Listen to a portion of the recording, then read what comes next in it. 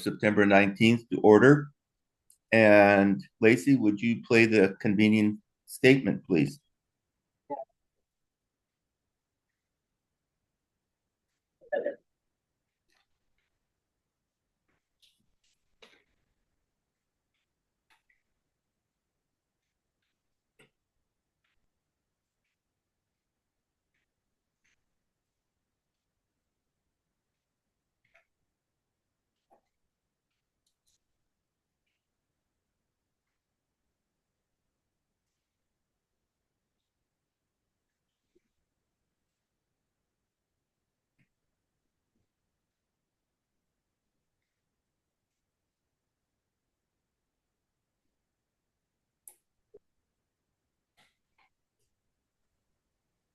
John Trumbo signed in.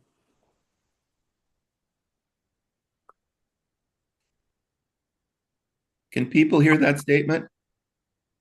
I heard it, Mr. Skip Did Novakovic. not. I did not hear that. This is Kate Moran. No, I can't hear it either. I am assuming so. Is John Trumbo being heard? Yes, John, we can hear you. All right, I'm good to go.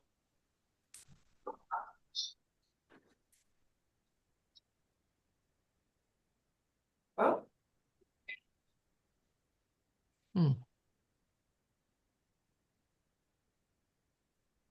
Well, if you can't hear the convening statement, it is shown on your screen. Yes, it is. Sorry about that. That was my fault. All right, we'll move on then to roll call. And Kristen, would you take roll, please? I will. Benton-Franklin Transit. Benton County. Yep, Benton-Franklin's here. Great. Thank you, Tom. Benton County. Benton City. Connell. Kennewick. Trumbo present. Thanks, John. Pasco. Charles Grimm is here. All right. Foster. Here. Marcel, abstentions. Richland. Here. West Richland. Kate Moran, present. Franklin County. Clint Didier. Port of Benton. Roy Keck. Port of Kennewick. Skip Novakovic. Port of Pasco. Vicki Gordon. And I don't think we have anyone from WashDOT. No, okay. And Mesa. All right, we have quorum. We have a quorum. Thank you. Our next agenda item is the introduction of guests. Do we have any guests? Skip, we have one. It is Kate Tollefson from WashDOT. Kate, you want to introduce yourself? Sorry. Yeah, sure. Thank you. And I'm not a voting member, so just put that in the mix. Yeah. Kate Tollefson.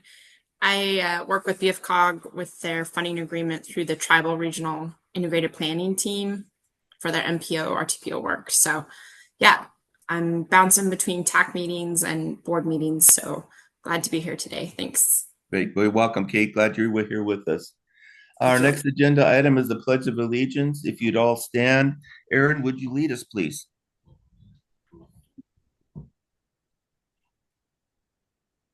I pledge allegiance To the To the flag. flag of the United States and to the republic for which is one nation, our God, liberty and justice for all. Thank you. Thank you, Aaron. You may be seated. Our next agenda item is approval of the agenda. Can anyone make a motion to approve the agenda as, I guess, is as modified and presented?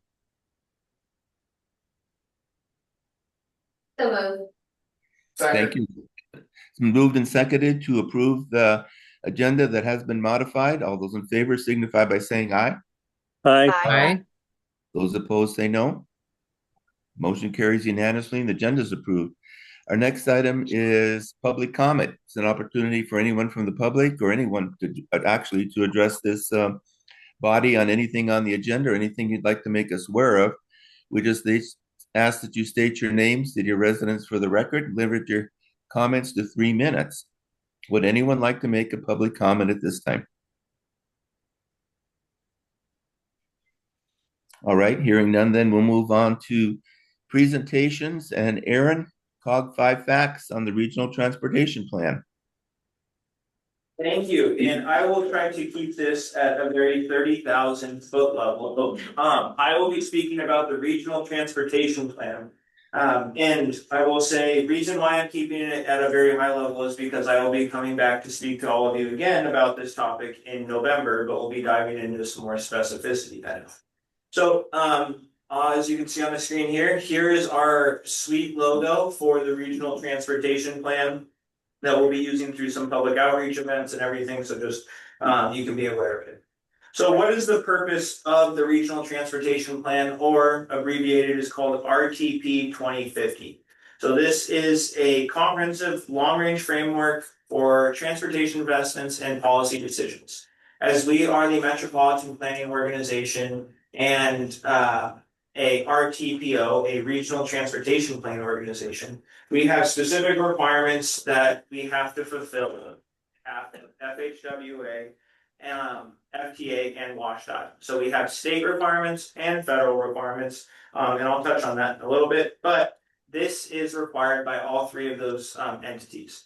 Says all of your jurisdictions, or most of your jurisdictions, are updating your comprehensive plans. The purpose of this is to make sure that all I'm distilling this down, but making sure that all transportation investments and projects that are shown in your comprehensive plans are also reflected in this regional transportation plan.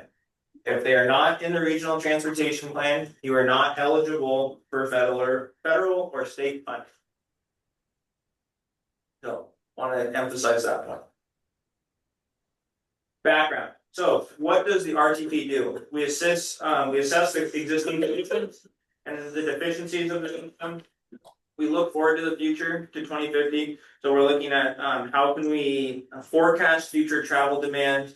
And new this time around, we'll be doing some scenario planning. So looking at regional growth patterns, and we'll be talking about, I'm going to give a little more in-depth overview on a couple slides, but we'll be looking at that as well. And then identifying solutions, multimodal solutions. So through regional metrics, I'll also talk about that as well. But that regional metrics is one of the things that we'll be discussing more in depth at the November board meeting. So, in short, the background, the artist, we're going to be looking at what the transportation system will be like 25 years from now. Comprehensive plans look at 20 years, we're looking at 25 years. And then we'll be prioritizing projects for the first time within the plan. So, goals and outcomes. As you can see, there's a little asterisk next to the goals, because that is what we will be discussing in November as well at the board level. So the board has very strategic direction of the regional transportation plan and what the goals of the plan will be, and then that will filter down to our regional metrics. So these goals that are within the scope of work and that you can see on your screen, these speak to our current goals of our Metropolitan Transportation Plan and requirements that we have to fulfill either through federal requirements or state requirements. So some of these are improving regional mobility and accessibility. So that's ensuring safe and efficient movement of people and goods across all nodes. Enhancing safety, so reducing transportation-related fatalities and serious injuries across all nodes. Promote equity and accessibility, provide equitable access to transportation for all populations, including youth, elderly, underserved, and vulnerable groups throughout the region. Support sustainable growth, align transportation investments with land use and economic development priorities. Advance environmental stewardship, reduce emissions, improve air quality, and support climate resiliency. Question. Yeah. How do you define sustainable growth? What are the surrounding that? Yeah, and that's I would say it depends on each jurisdiction. Really, that's as a region, we want to make sure that we are developing at a. That's kind of goes into the last thing, the fiscal responsibility. If you outkick your coverage, you'll be spending money on things that you'll have to pay for sooner than later, or you do not have a financial way of paying for it. So for example, if you're out developing your current growth rates, you don't have a tax base to be able to pay for it. Or if you are trying to build roads out to a certain area that does not have a development or transportation impact fee that would pay for it. So that is, I would say, and also if there is a way to prioritize, I know City of Richland is sitting here, but putting infill development when necessary, and we want to be able to illustrate the consequences if you don't do that, here is what it would cost on the transportation system. And do we have a method to calculate the revenue versus output? So are we able to measure what the expected tax revenue of a particular district is and compare that to what it costs to maintain the infrastructure of that district? We do not have it. I know that there are avenues in which we can have that. And that kind of goes straight in, that could go into our regional metrics discussion of when a project is put into the plan. What is the financial, rather than a total cost number, it could be the financial benefit number. So things like that. I have a comment, Trumbo. Yes. Go ahead, John. Thank you. This is front and center for the city of Kennewick, as you well know. And I just want to say that the phrase sustainable growth is a very nice thing to consider and important to consider. But we have to, I think, realize that we have growth and we have to make sometimes hard decisions about what we can sustain. And the second question is, how do we sustain it? And you've addressed that, and I appreciate you bringing that forward. I don't know if this is the correct time, but I'll be brief. The city of Kennewick, as we look at the regional transportation plan, talking out, a quarter of a century. In a quarter of a century, I can't imagine what Columbia Center Boulevard would look like without some plan to address that. And we want to make that of a high priority and to the attention of BFCOG. It's what the city of Kennewick has as our number one transportation issue.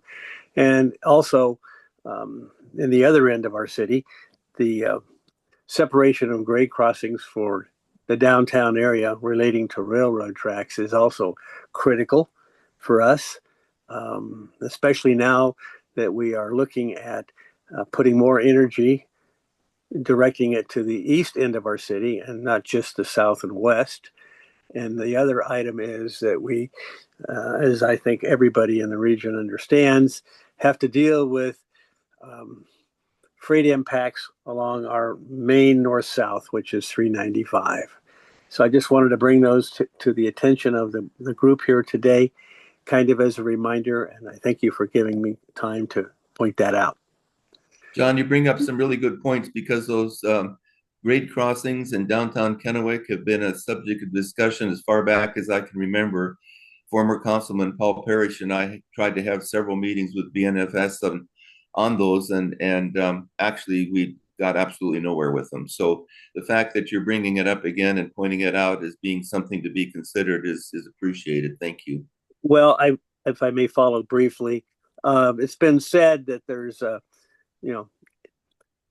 Army way and there's the railroad way, and the rest of you just line up and obey.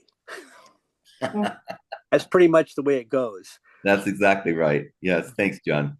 But I'm not going to sell the railroad totally short. We did get a grade separation of some significant investment and work by Apollo at Columbia Center Boulevard on Clearwater. That's to be appreciated. Yes. Does anyone else have any questions of Aaron so far? All right, Aaron, go ahead. Last one is promoting fiscal responsibility. So that's prioritizing projects within available and projected financial resources. So this is Trumbo brings up an excellent point, and then the discussion about goals and outcomes. The things that are on the screen now are supposed to be thought provoking. How we want our goals and outcomes to be, that'll be the discussion in November. And if you have any follow-up items that you want to share with me to prompt that discussion in November so that it'll be ready, please pass them along my way.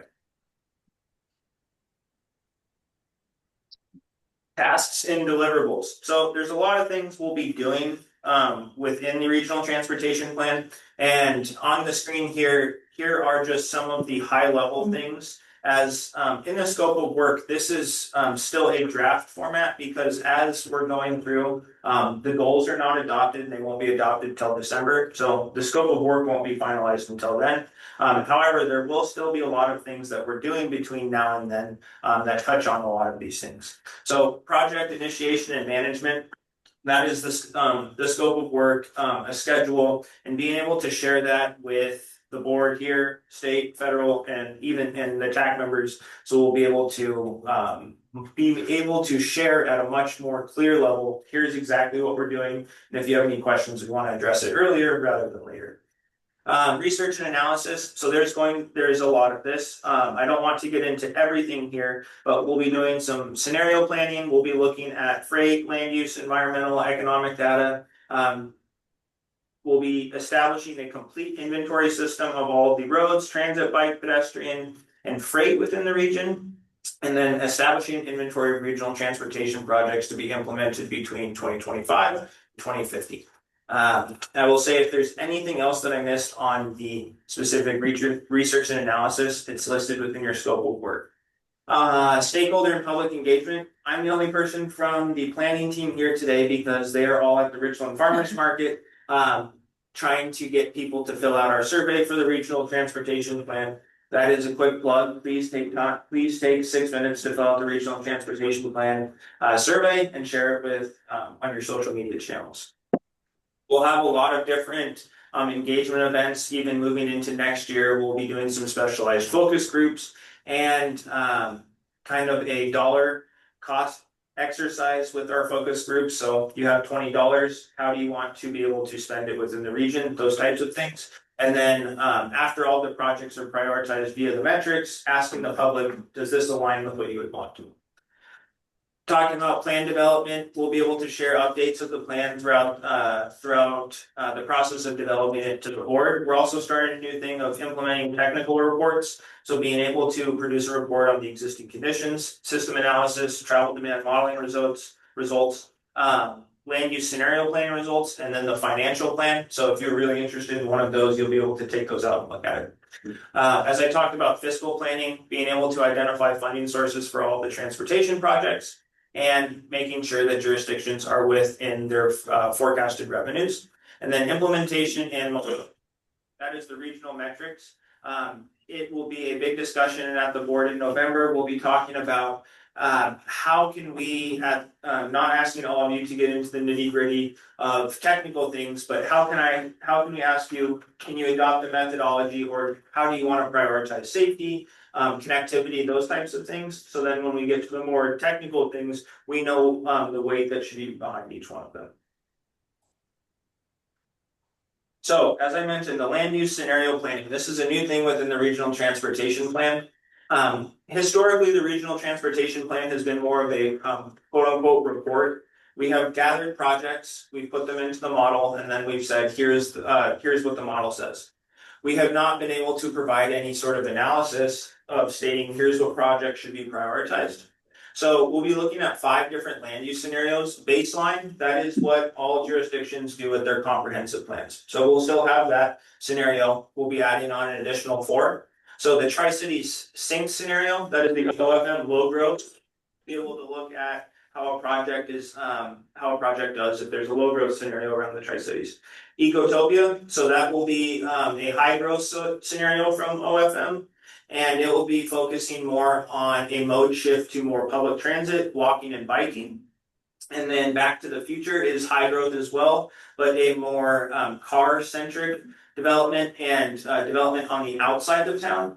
And then the MET and SAFE is the same growth rate as the baseline. However, we'll be working specifically with each jurisdiction to have them pick different locations of where they're saying the growth is going in their comp plans. Is there any questions on the land use scenarios before I move forward? I have one more slide after this. Any questions from any board members? Yeah, Trumbo's got a question. Go ahead, John. For those of us, me, if I'm the only one, would you please define Ma? You're not the only one. It's the when you're like when you're asked something and it's like you could have done more, but you're just playing it safe. It's like, you know, when you're not really jazzed about something and you just give an answer that's like, it's like that. Okay. Okay, well, Yeah, and I will say all of these scenarios and the titles behind them are meant to elicit a response to be able to be engaged with them. thank you. Anyone else have questions? Actually, my brain isn't fully engaged this morning yet. My caffeine hasn't fully kicked in. Ecotopia, so that is, yeah, so that's infill development, focusing on bicycle and pedestrian, more mode shift to that and to public transportation. Thank you. And Back to the Future would be high growth in the similar pattern as Yeah. as Correct. in the past. And a cool thing that will happen with all of these is, so as we'll be prioritizing projects with that baseline scenario, we'll then be able to do the same thing with those 4 different scenarios. So say if the city of Prosser wanted to look at a project and in 5 years you shift from your current development to more of a infill development. You can say, actually, this project is the #1 for infill development, and we want to pursue funding for that. Or if growth doesn't happen at the rate that you expected, okay, here's how it best aligned with the sync scenario. So you'll be able to see how projects score across all of them, and then ultimately there will be a project that is best based upon all of the scenarios for the region and for each jurisdiction.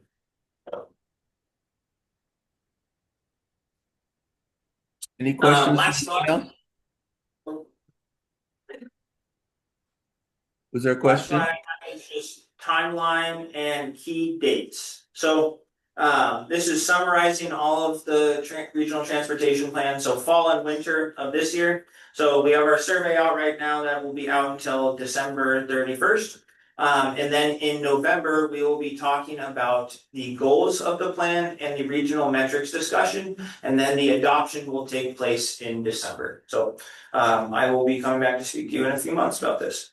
And then in winter and spring, we'll have those engagement events that I talked about. And then in the summer, we'll have document development. So taking all of the information that we've gathered, putting it into a draft format that will go out for public comment in the fall. And then hopefully coming back to all of you in December 2026 and saying, hey, here's the RTP up for adoption. A comment, Trumbo? Go ahead, John. Yes. I hope this is appropriate to ask. I just want to know if I could get a copy of that survey that's engaging the public now, so I could kind of do a little personal education here. Yeah, you can find it on our website right now, BFCOG.us. It's on the front page. And then you can also follow, we have a special RTP website, which is Social Pinpoint. Oh, I don't want to get this incorrect. I don't want to say the incorrect URL, but the URL is on our website as well. You've given me what I need to know. Thank you. Okay. Any other questions? Boom. Aaron, anything else to add? No, just I would say as the board, you have you have a unique opportunity to be able to shape the regional transportation plan. So when we come back and talk about goals in November and regional metrics, they're very much aligned. So being able to have all the regional transportation projects within the region, each individual jurisdiction is very different, but when we look at it as a region, it requires a unique perspective. So being able to ask, how do we want to look at things as a region? Is it safety, accessibility, mobility? Those are the types of things we'll be looking at. Well, Aaron, great job. That was an awful lot of information. Thank you for that. Thank you. All right, if there aren't any other questions, we'll move on to the consent agenda. These are items considered of a routine nature, taken by one vote of the board. Any item can be removed, placed further on down the agenda, or tabled for another meeting. Do we need to remove any item from the consent agenda? Hearing none, can we have a motion to approve the consent agenda as presented? I move to approve the consent agenda as presented. Thank you. Is there a second? Been moved and seconded to approve the consent agenda as presented. All those in favor signify by saying aye. Aye. Aye. Those opposed say no. The consent agenda is approved. Thank you.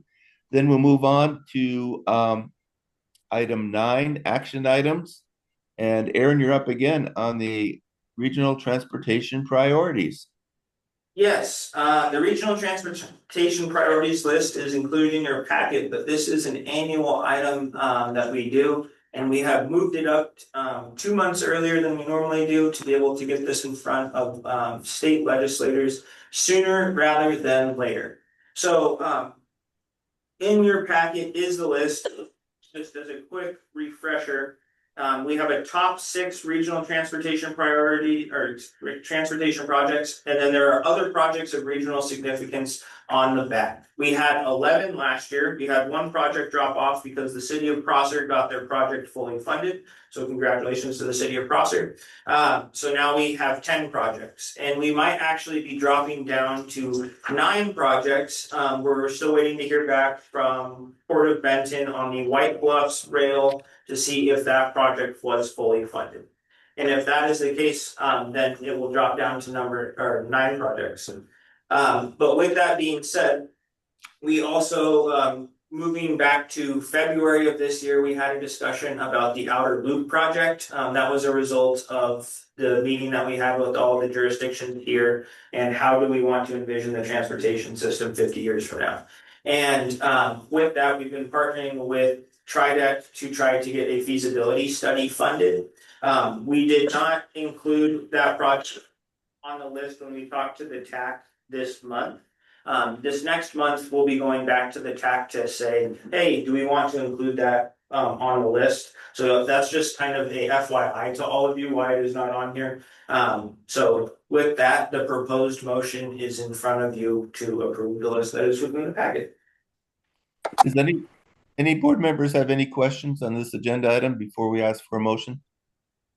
Yes, Skip. Charles Grimm from Pasco. Just kind of a little curious, just, not to get too far into the weeds, but, how this gets put together and if the priorities really matter. I appreciate the Road 76 overpass making the list as the number 6 item, but in our own material, I'm looking at the regional traffic count analysis we just published just a few months ago, back in April and May. In here, Road 68 north of the 182 ramps is the number 1 volume roadway in the entire Tri-Cities, except for maybe 240, which wasn't included in the list as a highway.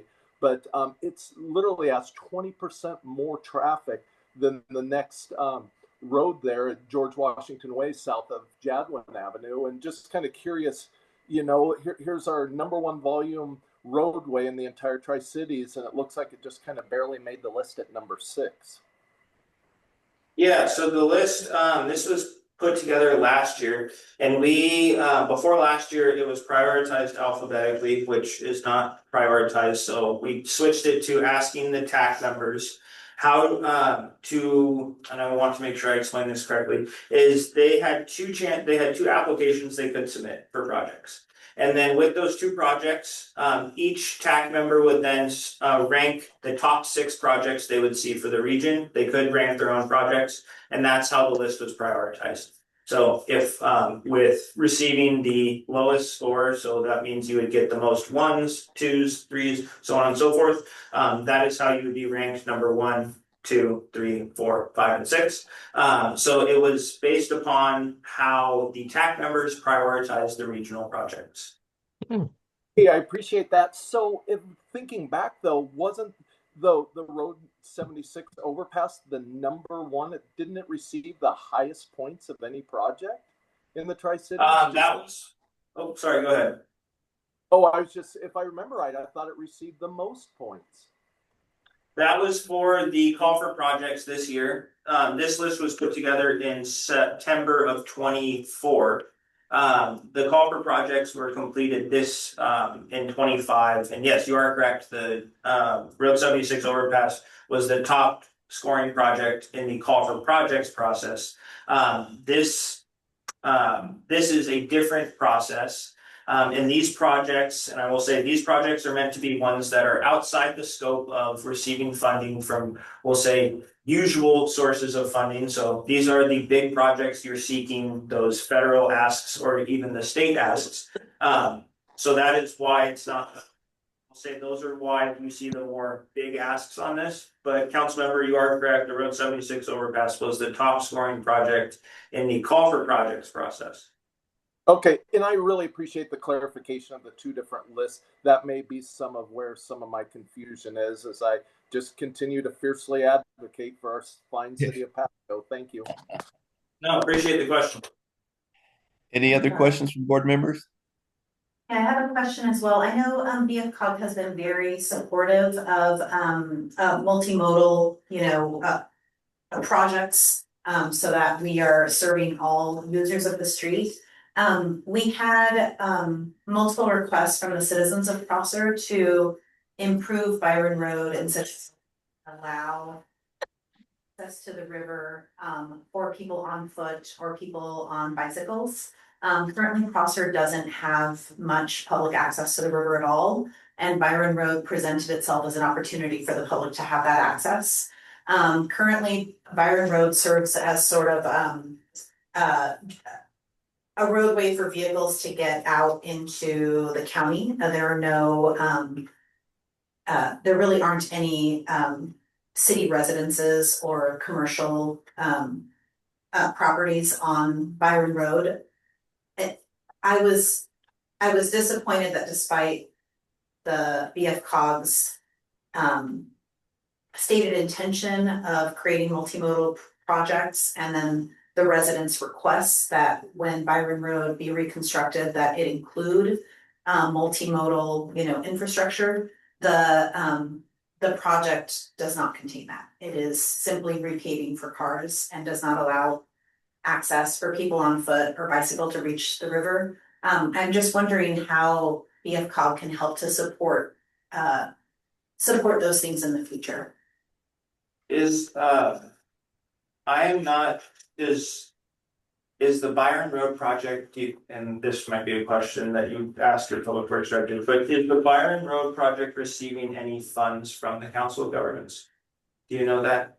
I mean, isn't that, it's on the, it's on our STIP. Okay, so that it might, I don't know if it's receiving any funds from us.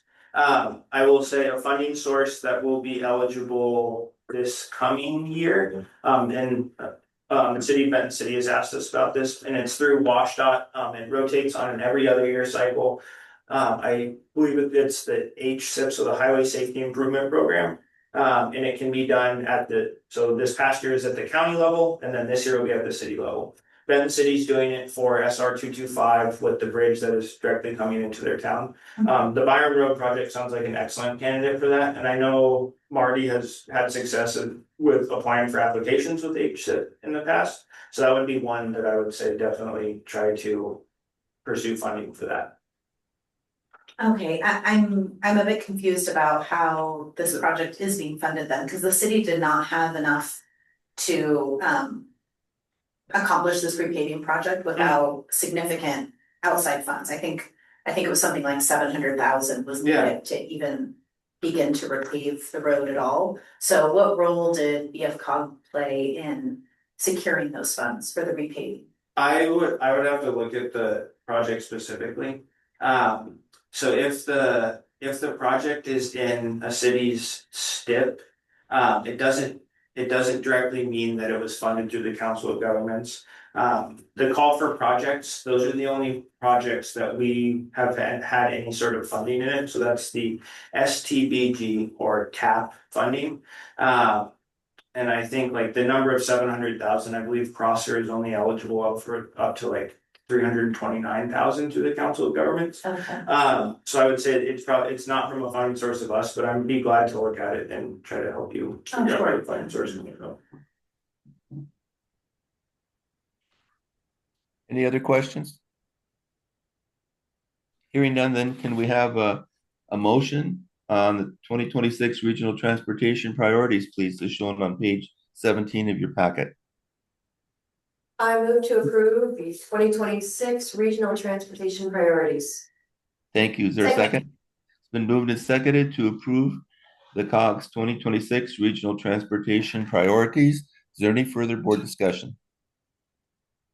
Hearing none, all those in favor signify by saying aye. Aye. Aye. Those opposed say no. Motion carries unanimously. Thank you. All right, we'll move on then to Alexis, implementation of member assessment dues. Yes, good morning to everyone.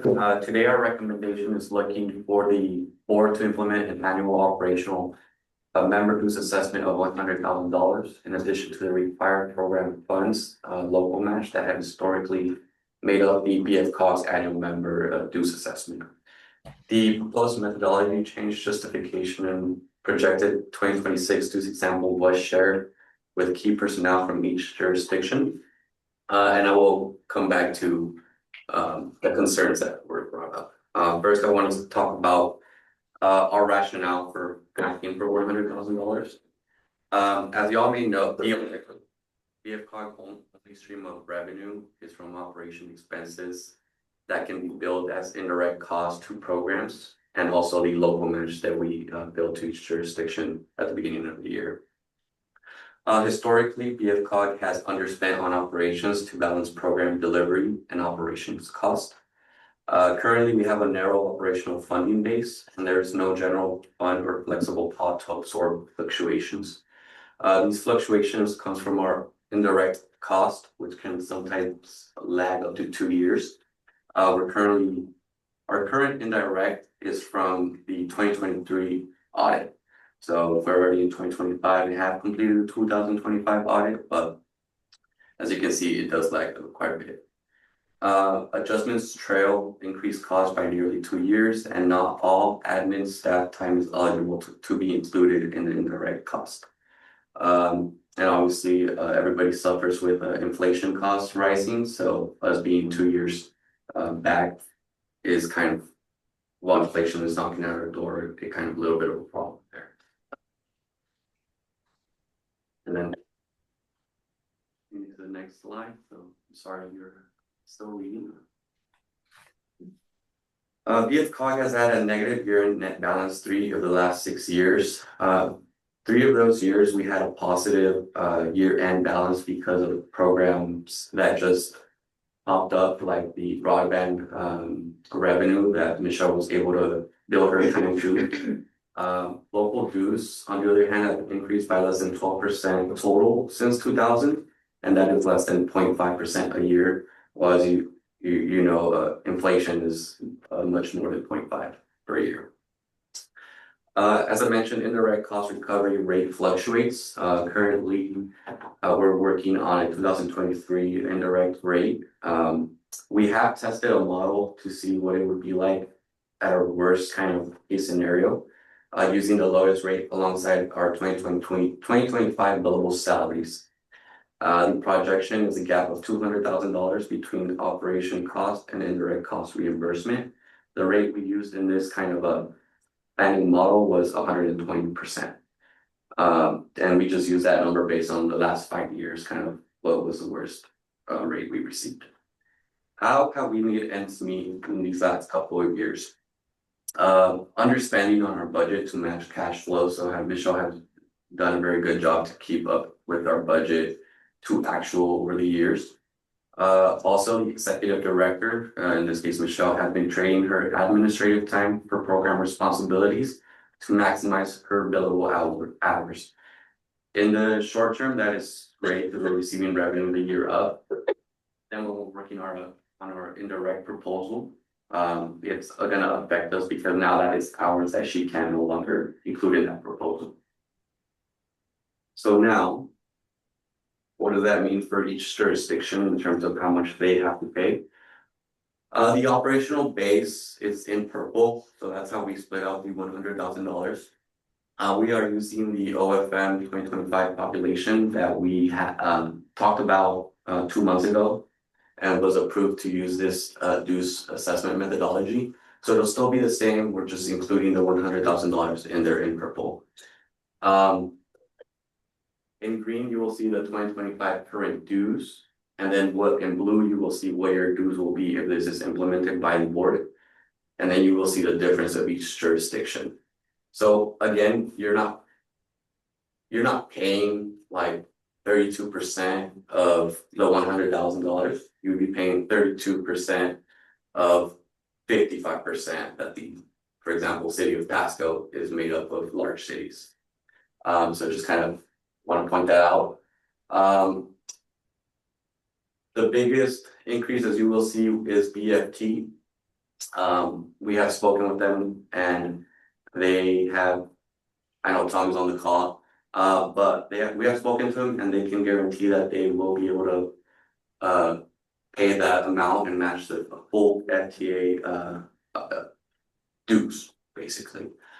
Which now I will go back to that slide. So that was one of the biggest concerns from Franklin County. What if BFT can no longer pay that portion of the FTA match? And they have confirmed and reassured us that they could for the foreseeable future, but in the case would be that they couldn't in the near future, foreseeable future, we can always address the dues on a yearly basis. So won't be set in stone necessarily and locked in for 10 years. We can always review year to year.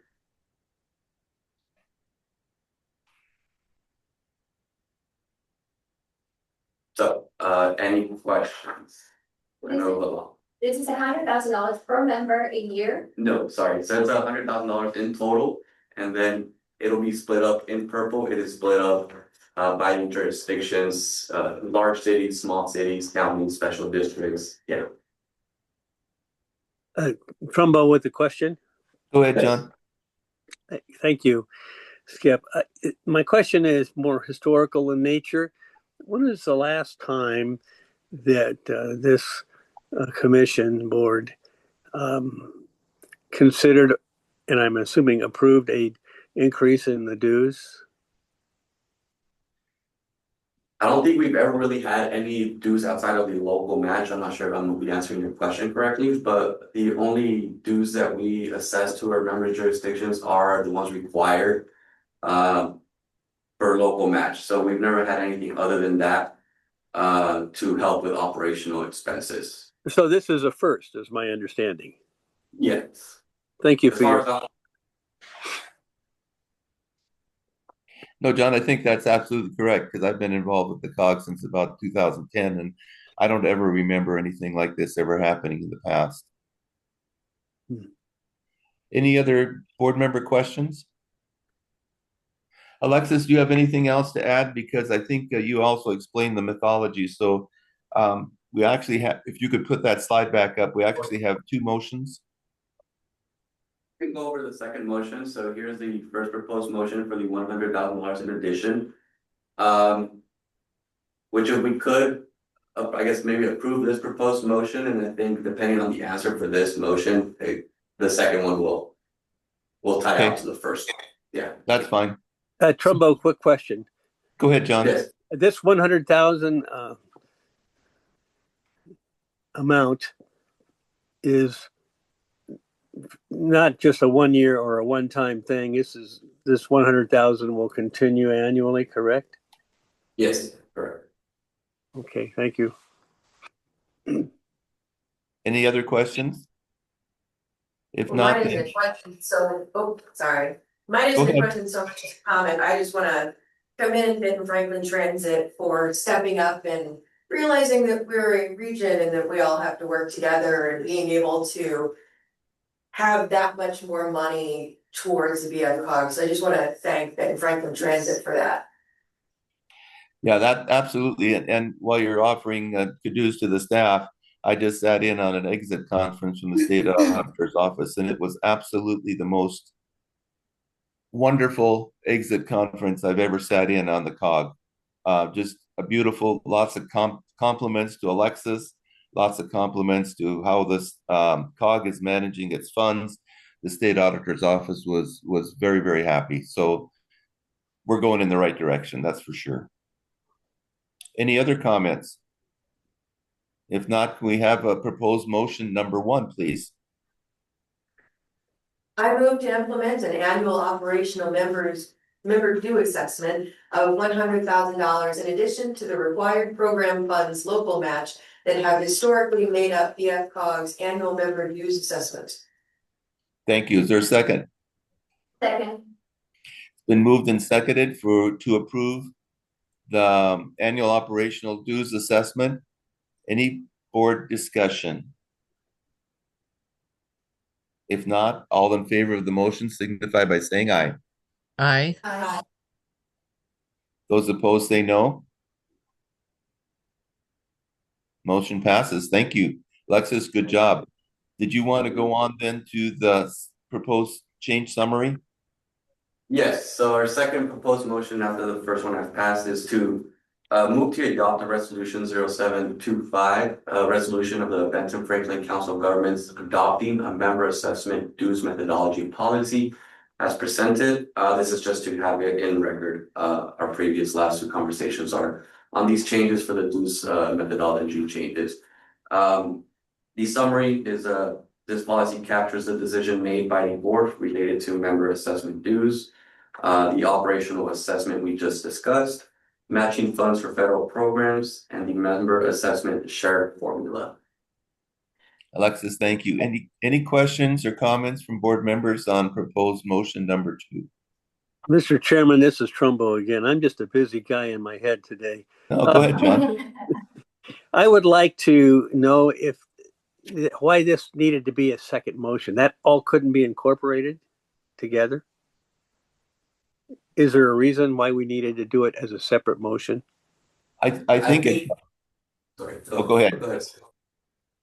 I was just gonna say, I think it's a second motion for the one that we had 2 months ago, which is to change how the dues were gonna be split. And the one that we just had was for $100,000. So we didn't want to include them in the same motion and maybe get things a little bit confused on what we were proposing. So we just decided to make 2 motions. Okay, so it's not required by law. It's just that it was a strategic move on BFCOG. Thank you. Any other board comments or discussion? All right, could we have someone to make the motion on number 2, please? I move to adopt resolution 07-25, a resolution of the Benton-Franklin Council of Governments adopting a member assessment dues methodology policy as presented. Thank you. Is there a second? Second. Been moved and seconded. Any board discussion? If not, all those in favor signify by saying aye. Aye. Aye. Those opposed say no. Resolution 07-22 passes unanimously. Alexis, thank you so much for your work on this. I think this is a wonderful piece of work that the COG has done that's been needed for a long time. So thank you. We'll move on to reports. Aaron, MPO, RTPO reports? Yes, just items of information on a monthly basis. So this is everybody's monthly transportation improvement program tip obligation status update. So how is the region spending the money?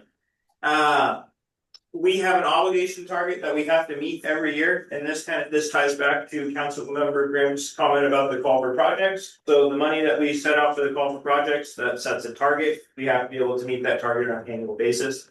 We had a target this year of 9.24 million because we did not meet our target last year. And as of September 16th, we have obligated some projects and the region has met our obligation authority target, so we will not be sanctioned. Woo, that is good news. That means that our region is not going to lose funding. So on the screen, I highlighted the projects that did obligate.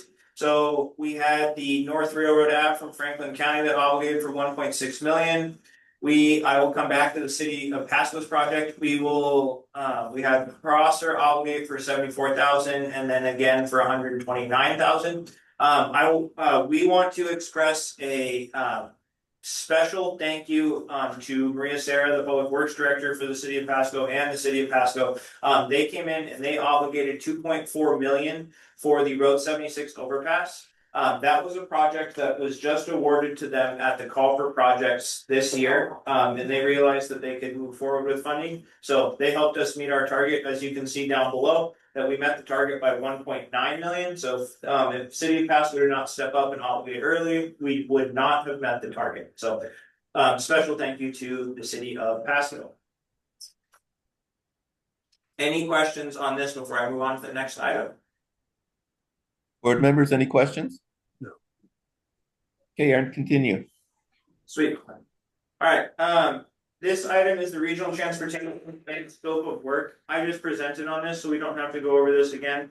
This is just a reminder that the scope of work is in the board packet. And we'll be having more discussions about the goals and regional metrics in November and then adopting them in December.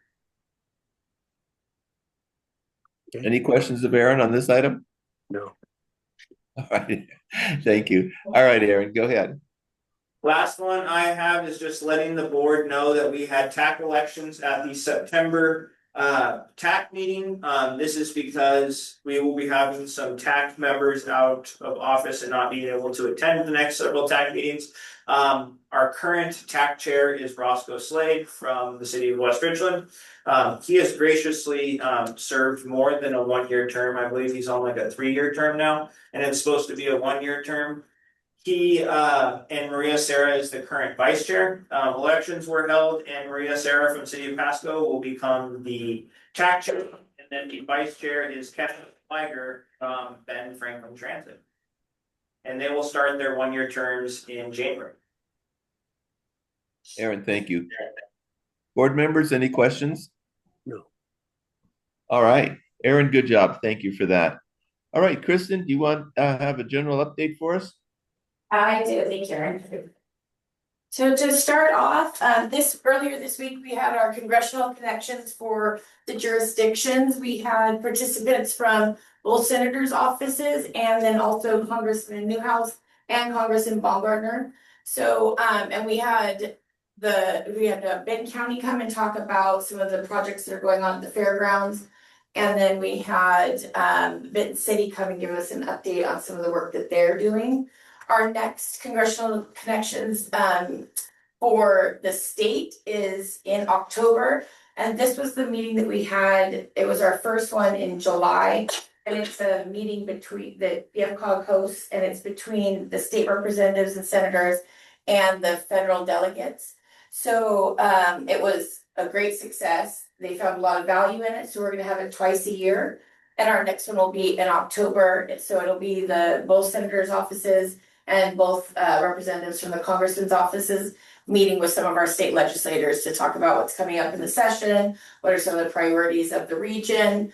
So it was a really great conversation last time, and so they look forward to having it again. And then in November, we'll have our jurisdiction one, which is our traditional one every other month. And we already have Visa and Prosser signed up for November. Generally, we sign up about 3 weeks in advance. So there's a lot of interest in these, which is great. I'm sorry. Oh, yeah, of course. I'm wondering, when in October is that? It's on the 22nd. Yep. And who can attend? It's for you guys are welcome to listen in if you'd like. It's the state representatives and then our federal aides that are in this area. But yeah, if you guys want to listen, I can send that out to you guys. That would be great. Yeah, absolutely. And you guys are always welcome to the other one as well. These are the grants that were sent out that had some interest in the last month. First one was the Rural and Tribal Assistance. This is an infrastructure program. So grants. So this was something that MISA is looking into, and Benton City also looked into it. We had a Grid Reliance one. This one actually didn't work out for anybody, but there was some interest in it. So I did a webinar and then met with some people in our region about it. The Restorative Practices one. This is law enforcement interagency program. It's a pilot program where you would work together on some different projects.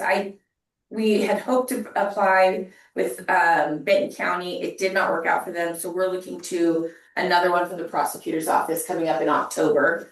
And then there was a law enforcement cyber crimes program, and I'll talk a little bit more about some of the work we're doing with law enforcement in the next slide. So for our technical assistance, these are jurisdictions that I work with and do a more targeted approach with them. So we learn about what they need, and then I look into different funding opportunities for them. The first one we're working with, and we've been working with for the last couple of months, is the city of Mesa. They have a lot of infrastructure issues that they need assistance with. They have a community park that has some old equipment, doesn't have parking. It's kind of their only area to really congregate in their city. So we're looking at some funding for that. And then they also need some assistance with their city hall. Right now, they have one employee and it's just kind of an office within another office. And so they're looking for some assistance with that. We're also looking into some funding for sidewalks and lighting. They've got a lot of infrastructure issues kind of within their little city. So we're working with them. Like I said, they'll be coming to the congressional connection so that they can talk with our federal representatives to see if there's anything that they can help with and to just kind of get them up to date on what's going on with that. We actually were put in contact with Mesa initially when Zach and Michelle attended a meeting at Franklin County. They came and kind of talked about some of the problems they're having. And so this is kind of taking it the next step, and we're really looking into some of those options for them. The other one is Benton County. I mentioned that they were also at the meeting earlier this week with our federal delegation. We are helping them find some, as you know, they're doing a huge rehaul on the fairgrounds. They just started the groundbreaking for the arena. So that's going to seat up to 6,000 now, which I think is an increase of over 1,000. They're looking at doing some improvements to their community, the huge buildings. Some of them haven't been touched in over 50 years. So there's some things we're working with that. And then they just finished the parking lot. So if anyone went to the fairgrounds, that was kind of the initial use of their new parking lot. So we're helping them with some of those programs. And then the Pasco Police Department, they have a drone program. It was a pilot program the last 2 years, and it was very successful. And so they're looking for additional funding to expand that. Initially, it was used for traffic violations. They now would like to use it to actually go after other criminal entities to track them. So we're looking into some funding for them. And then it should have been on the site, but I also am working with Kennewick PD. They have a program that integrates the school systems and the area police department on mitigating some of our younger students who are going down the wrong path. They're trying to steer them out of that life. And so I'm helping them find some funding for that program. Right now, it is just based on kind of whatever budget they have extra in those groups, kind of volunteer mostly. And so we want to help them find something a little bit more permanent and hopefully expand that to the other cities as well. And then just to kind of give a little overview on the grant navigation program. Before it was mostly sending out grants and hoping somebody was looking into them. That has shifted a lot more now to doing more of the technical assistance, which is great. That means that more people are hearing about the program and reaching out. And one of the ways that we're going to try and reach out to more people is we're doing an improvement in addition to the website. So there will be a grant navigation section of it. Lacey and I are going to do some work out later today. I hope to show it to you guys at our next meeting in October, but we will have the grants that have been sent out to our jurisdictions on there, a way for them to contact me, and then some information about the grant program. So hopefully that will get some more people interested in using our technical assistance. That was it. Any questions? Any questions to Kristen? That's a lot, Kristen. Thank you for that. Yeah, Good sorry, work. really fast. The PB funding, Pasco Police Department. Yeah. What source is that? Just curious. So we just looking at it right now. Yeah, so we looked at there are a lot of funding coming from the Department of Justice. And so we've looked into those programs. They initially shot for the state grant that funded it for 1 year to see if it was viable, if it'd be something useful for a city of that size, and it was very useful. So they want to look at there isn't funding for the second year, and so we're looking to figure out how to get them. They need upgrades to the technology and they need additional drones. So we're looking at other sources for that. Oh, obviously, city original is looking into establishing a drone program. Oh, that, with yeah, Fire and police department, so we'd love to hear oh, yeah, anything that you might be able to find. absolutely. So they wanna do it together, they have already talked about. I think they're having they're starting a conversation Okay. about establishing the the program for each one of those units. Perfect. Really. Okay, I will reach out to them, thank you. So CCOG could work together in general for the region.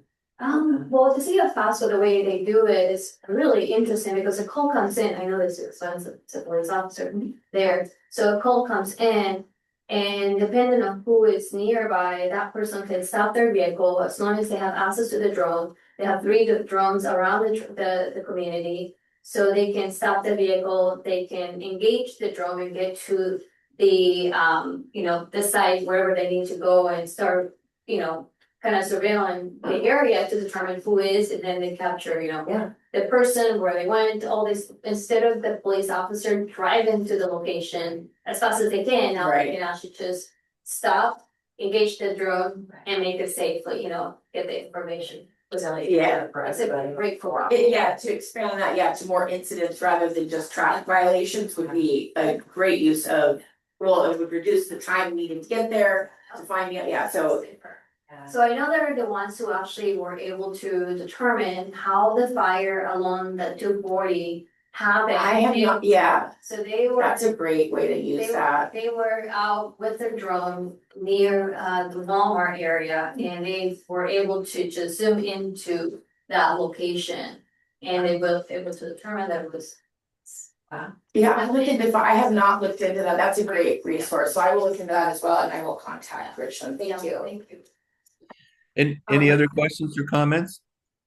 Yes, I'm curious, so you're shifting from sending out to, I'm assuming that you're still sending out information. Yes, still sending out the information, but before it was going out and people were saying, oh, can I get additional information on that? And so I would do a deeper dive and kind of give them the parameters of it. Right. Now, now that I've helped a couple different communities, I'm able to go and meet with them and go over, okay, these are, like, say with me says, here are the things that we need. I can take that and then do a search specifically for those rather than just sending out, kind of big, generic, but those will still go out. I will, and based off of our project list, which was in the SEDS, I also target based on those as well. So I do send them individually, but this helps it so that we can look at more specific programs. Okay. And I'm happy to do that with anybody. Right, and now, who at the city are you sending it to? Because I know you're sending it to the council member, or at least the BFCOG. Generally, depending on what the grant is, Public Works, City Manager, Economic Development are generally the groups that I send them to. Okay.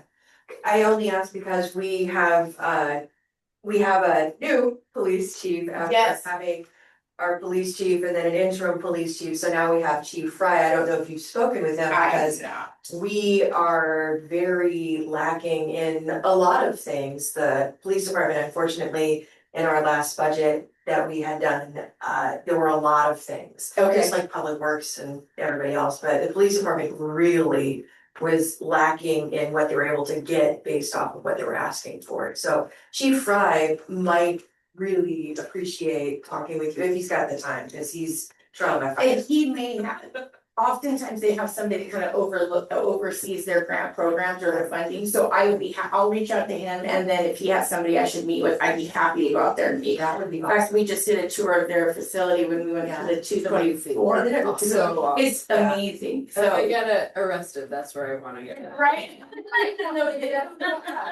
Yeah. That might be able to be arranged, so be careful what you say. Yeah, All right. I was recently there because I, through the vet center, I have counseling, which I recommend everybody have counseling. It's healthier mentally for everybody, but the vet center on Tuesdays goes to the West Richland Police Department and uses one of their rooms. Oh, As counseling in the community rather than them having to go to Walla Walla. That is great. Yeah, it's fantastic. I love the way the community is being involved in the department, because we talk about community policing. Yeah. That's one way to really bring the community in. Do you want me to include you on the? Sure. Okay, We'll jump back to the agenda now, and COG reports. Michelle's report is on page 48 for you. And is there any other new business that needs to come before this board at this meeting? If not, we'll move on to director updates. It's a chance for any director to talk about anything that they want that's happening in their jurisdictions. And I know Vicki has something she'd like to bring up.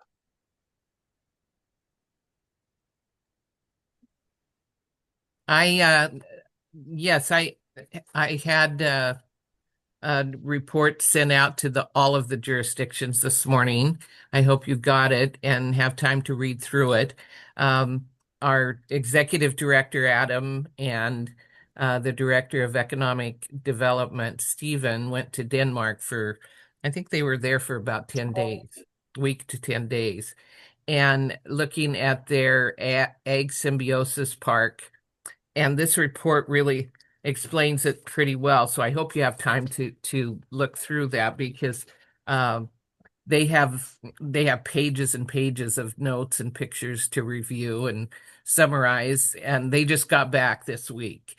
All of it points to a different way of thinking in industrial development, that the Port of Pasco could be one of the nation's pioneers in this if we choose to develop a dedicated industrial park that operates intentionally following the lead of the Danes by using on-site microgrid energy generation and a no-waste model.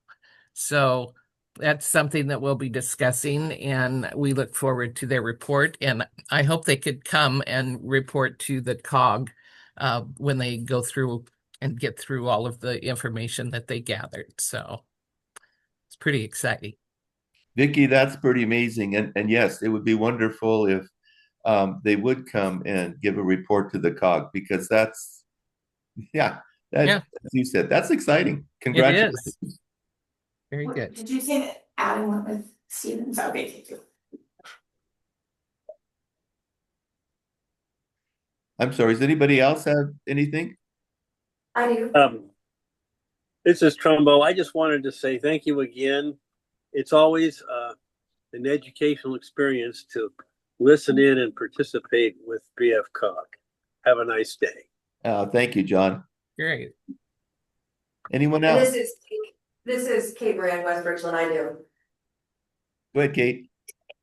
Sure. So for the last couple months, myself and have been involved in the Washington State Collaborative Elected Leaders Institute through the Ruggles House Center. It was something that we got involved with because of the Association of Washington Cities, and it's been really helpful in figuring out how we can reach out to folks in the community. The Ruggles House Center, I don't know if anybody here has worked with them, but they are fantastic. What they're doing now, though, is they have created a Building Resilient Local Governments graduate certificate for city staff. I don't know who has received it or not, but I got the email here from the member there who works with the Evans School of Public Policy and Governance, which if anybody would like that, I can forward it to them. But it really looks like it could be valuable, not just for city staff, but also for port, for county, and also for BFCOG. And it's something that I was hoping, I'm assuming Michelle is at the Richland Farmers Market right now. No? She's on vacation. Oh, okay. Well, when she gets back, I would love to talk to her, because they also have another thing that they're putting on where they have internships, both paid and unpaid, through, I can't remember if it's the Evans Center, through UW, or if it's WSU, but they're trying to get a lot more folks out, trying to create this pipeline for people involved in policy, government policy and administration. So if you want, I can get the contact information. They haven't sent out emails yet regarding, because they're still putting together the first class for this. But yeah, if you have any questions at all, feel free. I can get you the contact person to talk to. I think it would be really valuable for cities, counties, ports, everybody that's in this organization. I think could really benefit from it, because like I said, paid and unpaid interns to get folks from the younger section of our community involved in policy, I think is really important because we're having a lot of brain drain. Especially at the local level. Yes, especially at the local level. Yeah, so if you have any questions, let me know. Great, Kate. Thank you so much. Anybody else have anything to report? I do have something. This may be unrelated, but I think it's important for everybody to know. Fairchild Cinemas starting November 24th through December 10th. There will be a given machine. So it's almost like a vending machine. It is a vending machine, except that you do not buy sodas or chips. You actually donate. You donate to Boys and Girls Club, Grace Clinic, Safe Harbor, and a couple other organizations. And the purpose is just to help our community by donating money directly to these organizations. And so you can visit the theater during those times and please donate. It's cool. Great, thank you for that. Anyone else? Yeah, Roy Keck with the Port of Benton. I'd like to report excited that we have secured a $9.5 million for our railroad next year, with another $3.5 million to complete the entire upgrade. It's still pending with the earmark, but it's in the budget now, and we think we got it through, which will secure enough funding to go ahead and complete all the rail improvements and replacements on it, and up the speed to its legal limit of 25, which will reduce the wait time and all of the rail crossing. And we'll complete the last 6 at grade crossing. Congratulations, Roy. That's good news. Thank you for your leadership. Yes. Any other board members have anything to report? If nobody else has anything, I do have one more thing I wanted to ask staff. Go ahead, Kate. I was wondering, as I was trying to meander through the massive amounts of traffic blockages and everything through not just Richland, but also West Richland, I'm wondering, does BFCOG have a way to create, or if the cities could come together and create a map of where traffic is? I know that the highway does that, WashDOT does, but is there any way for our region to do that for the different cities? Because it would be so helpful to know that randomly, if I don't drive through a section of, either West Richland or any other city, and then all of a sudden the way that I normally go is absolutely blocked off, that would be amazing. I know that's probably putting more stuff on staff's plate, but it would be awesome if we could just have hey, cities, just let us know and we'll update a map, it would be awesome. Maps has real time that rely on users. So if there's only by users though, because I use Waze, and in Waze I'm constantly having to go, nope, there's a blocked road right there that I can't go through. But it's only for a couple days. So by the time it updates, it might be done. Well, I think that's the message to staff to address, and perhaps they can come up with an answer for you. Anybody else? No rush, I'm sure construction will continue going around. Oh, I'm sure of that one. All right, then our next meeting will be Friday, October 17th. It is now 11:13, and this meeting is adjourned. I hope everyone has a great weekend. Thank you for attending. Thank you. Thank you. Thank you.